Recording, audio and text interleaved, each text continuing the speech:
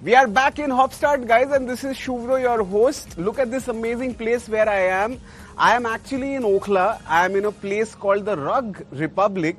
They are amazing into rugs and handloom stuff, which you'll get to see immediately after this anchor link. And I'm going to meet Aditya Gupta. He's the founder of this place, and he's an entrepreneur. He's an adventure freak, and he just finished an amazing expedition. He climbed the Mount Everest, the summit of Everest. So it's going to be awesome. I'm going to have a long chat with him. I hope you guys love it. So don't waste time and let's go and meet him.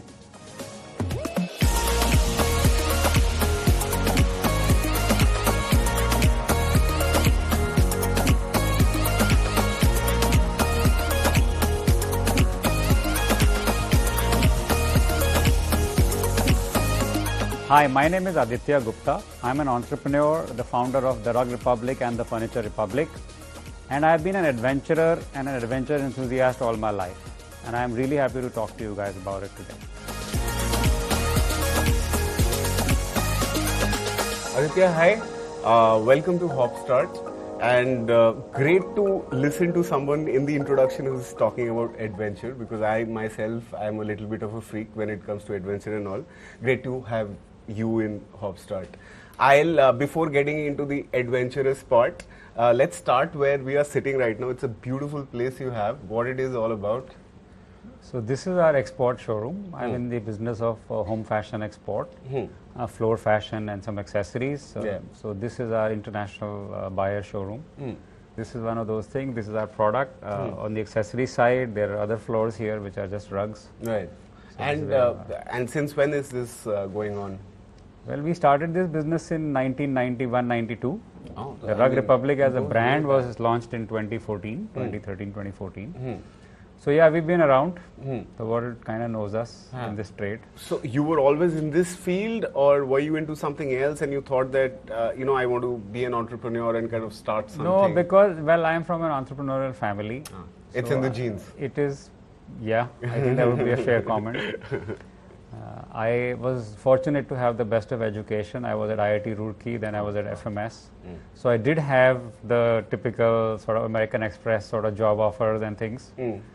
But I don't think I ever really took that option as an option. It was always a business journey for us. So this business was actually started in our family home by our parents in 1983. So we kind of grew up. I wasn't even born then. So I was in class 10. So we grew up seeing rugs being woven, in the garage here and there. So we had that advantage that we kind of grew up with this. And by the time I finished college, the little seed that our parents had sown in 1983, by 1991-92, it was a little sapling, and things were happening. There were a few people. Right. It was kind of stabilized from the point of view of being an exact startup. Right, but those were the times when this was a traditional business. You had to really, it took years to even stabilize. Correct. But modernizing traditional business, how is it that's for that's you? the journey which me and my brother, so me and my brother have been together in this for over 20 years. We restructured our family businesses only in the last 5-6 years. Because nowadays we talk a lot about tech, we talk about a lot of fields have opened up over the time, and there's a boom in startups, so you can think of a lot of ideas, people are on the computer, but this is a little... Which I am doing now. Let's talk about that. I am doing that. Because as I said, I am an entrepreneur and my job is to move with the times. However, these businesses are beautiful businesses because they are sort of brick and mortar, real world, touchy-feely. And they make you wealthy not in one huge stroke, but by what I call the piggy bank model. So every week you're making drop by drop, drop by drop, by drop, but on a very consistent basis. Nothing will happen in the stock market tomorrow that will erode my wealth by 50%. It's not going to disrupt. So it is about delivering real things to real people for a nominal margin and doing it consistently over decades and decades and decades. You have designers on board? We have 6 full-time designers on our design team. We do product development.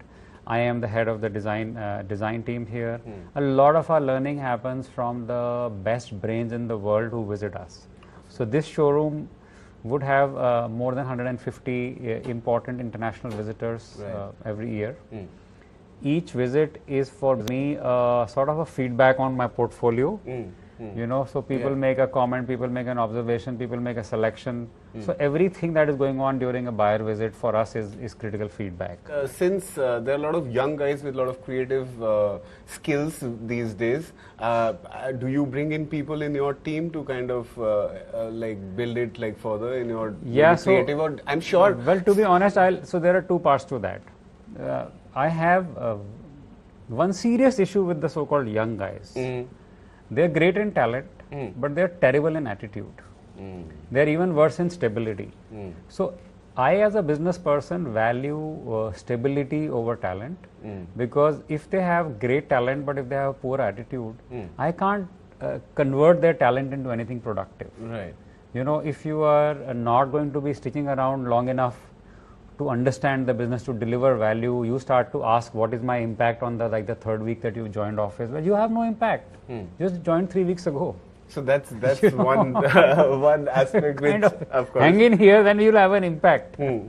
So now, as you said about the young people, they need to be a little consistent. Well, all this talk we'll do. Now let's get into a little bit of the adventure part of it. Now, I'm sure a lot of people are aware of it, but a lot of people are not aware of it, and that's the reason I'm sitting with you. You have achieved something like some time back, and you climbed the summit of Everest in which month of this year May, itself? 22nd May this Awesome. year. Yeah. I don't need to kind of talk too much about it. I would like you to talk about it a little bit. When did this happen? From rugs to all this stuff to the summit? Well, so adventure has been part of my blood, I would say, from college times. So we had a club in our university. I was at Roorkee University, now it's the IIT Roorkee, called the Himalayan Explorers Club. So I was very involved in that club at that stage, and we used to do our treks and adventure trips of all kind. Before going home in every holiday, we would first go for an adventure trip. Right. So it's from that time. I was 16, 17 years old when I did my first trek to Pindari Glacier. So actually the rugs came in later. Yeah. Adventure Fair came enough. in So before, that was actually the rugs. first thing Yes, came. Fair yes. enough. So, and when I started working, I have to admit that for about 10 years, so 1992 to 2002, I was very focused on work, and I had to cut out the adventure travel and all of that stuff. Yeah. Because I was work, family, you know, all of that. But 2002 I resumed with a trek to Ladakh, and then after since then, now it's an absolutely non-negotiable part of my annual calendar. At least one serious adventure trip. If I'm lucky, maybe one or two more. Like this year, end of October, I'm going to Maldives for a diving course. Wow. So I want to now explore what's happening under the sea. Right. I am not so wedded only to mountains. So for me, it's nature, adventure, wilderness, solitude, natural beauty, photography. Yeah, specifically, the young people should know when we talk about adventure and nature, it's always not about the mountains. No, it's not always it's that. Even the mountains under the oceans. It's not as only, well. yeah, so I have done, for example, one of my most amazing adventure trips 2 years ago was in Mongolia. It was a horseback traverse. For 10 days we were on horseback in the western Altai ranges in Mongolia, and it was gorgeous. It was not highly risky. It was not like, you know, Mount Everest or something like that is very risky. Absolutely. But there is a lot of adventure out there, which is fun and adventure, but it's not life-threatening adventure. Absolutely. You know, it can still be adventure because it's uncertain, because you don't know what will happen when, you know, what can happen when, but it will probably not kill you. Correct. Aditya, we'll have to take a quick break, but after this quick break, we'll even walk around a little bit your showroom, and let's continue this chat with. I'm really kicked about talking a little more about the Everest part. Guys, stay tuned. As you know, there's awesome stuff coming up still with Aditya. 2, 1. 2, 1.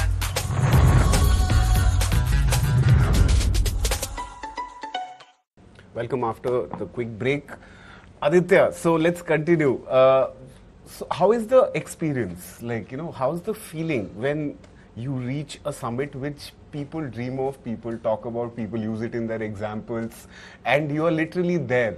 So you are the best person to actually give me the right answer. The like accurate answer? Yeah, how you So feel? the accurate answer is Top of the world. is less than exciting. Because the accurate answer is in two parts. One is that while you are there in the middle of it, actually, Right. you are extremely focused and totally consumed by what's going on. Yeah. and your focus is on two things. One is to try and achieve your goal, Yeah. and the other one is to try and not die. The expedition actually reveals to you itself over the next few days in your thoughts, because once you're down from there, then it keeps on replaying in your mind over and over again. It's kind of like a post-traumatic stress. It's a little bit, so because when you're there, then you have to be, you don't have any space whatsoever to think of anything else.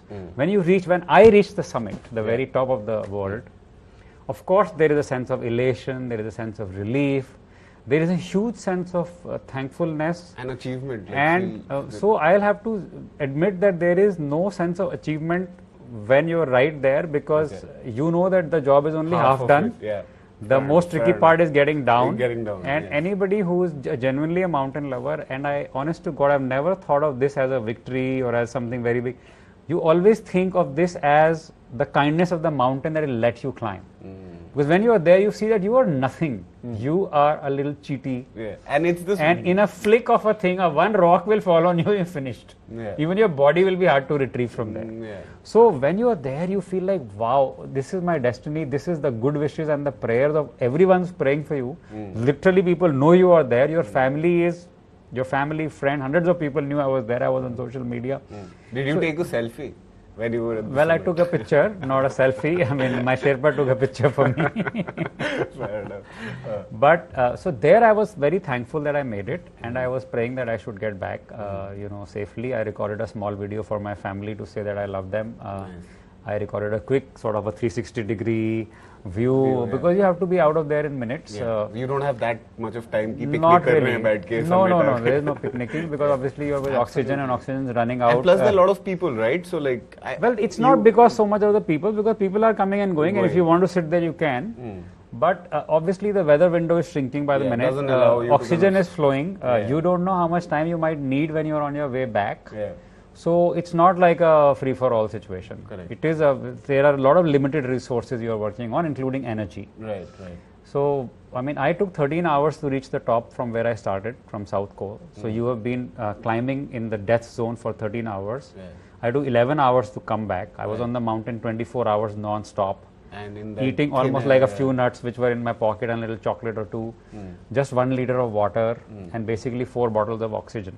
So that's a lot of experience. Yes, it is. So, as you mentioned, you were a little kind of you had the bend towards the adventure part. Like you went to Pindari much back and earlier days. Any special preparation which you had to do to kind of go through? I'm sure there was. Well, obviously, Everest is a completely different scale of an event, so you have to prepare.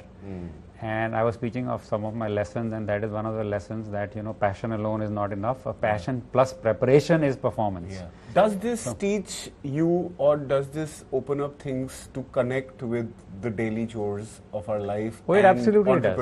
As we were talking about before. Entrepreneurship and adventure are so related. That it's almost like uncanny. It's uncanny, because when I'm there, and this is a huge adventure, even in the smaller things, you see there are so many parallels. You see there are so many parallels. And an adventure of this scale actually prepares you for a lot, because here you are risking your life. Business, you are risking only money. Correct. That's the what's the worst that can happen? Exactly. You will lose some money, or you will lose XYZ. You will not get killed. It's not to do with your life. If you made friends with adventure and risk to the extent that you know that your life is on stake, and you still have the mindset to carry on with the journey, then obviously you are very well trained for what happens in a daily situation on an entrepreneurship basis. It also is a huge confidence builder that I can deal with it. No matter what happens, I'll come out of it. Right. And that's so much required in everything at which work, we do. and especially entrepreneurship, because things don't go to plan. Things, it's a question of how much focus there is. That's the other lesson. The power of focus. Focusing to you were thinking of writing a book, or you were in a process to finalize a book? I am doing a book which is like a memoir, but also incorporating my thoughts and feelings and my lessons. I won't call it a book, it's more like a photo essay with some notes. Perfect. Because I think that's what relates to me better. I am a photographer too, so therefore it's it kind of works out. Goes well, Yes. This was an awesome chat, understanding your business, understanding of your amazing endurance to reach a summit, and of course, I mean, it's a show for millennials, and you are not a millennial, but really. but you are inspiring the millennial. That's I the hope catch, so. you know. I That's hope the reason for you being in Hopstart with me. That, you know, a lot of young people have dreams. A lot of people are yet dreaming to having a ride to Ladakh, you know. But what would be that advice or the tip to the young guys who have dreams, but kind of for some reason just have the dreams? Hey man, I wish I could have done this, as if like they have spent their entire life. Where I sit with a wise person who's been into the zone for so many years. So I would share with you the other lesson that also was, you know, kind of reinforced for me during the Everest expedition, and that is what I call the power of one step at a time. So in the hardest of hard moments, you have to know that it's a question of just putting one foot ahead of the other. Yeah.